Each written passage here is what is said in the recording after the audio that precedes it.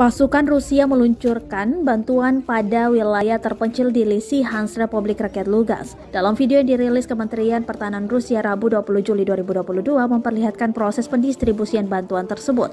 Nampak ratusan warga memenuhi area penyaluran bantuan, mulai dari orang tua hingga anak kecil menerima bantuan tersebut.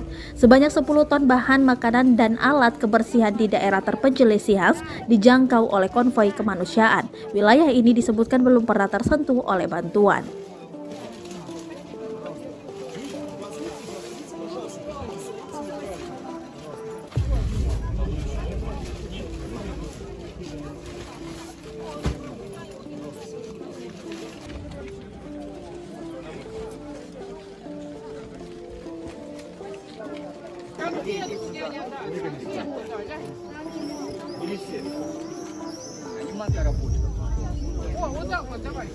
Давай, вот, давай.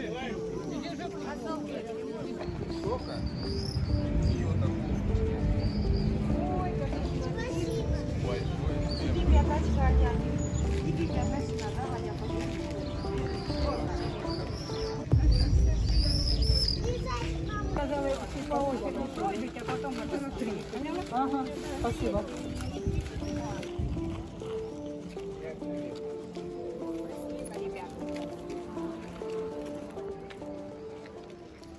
Terima kasih sudah nonton. Jangan lupa like, subscribe, dan share ya.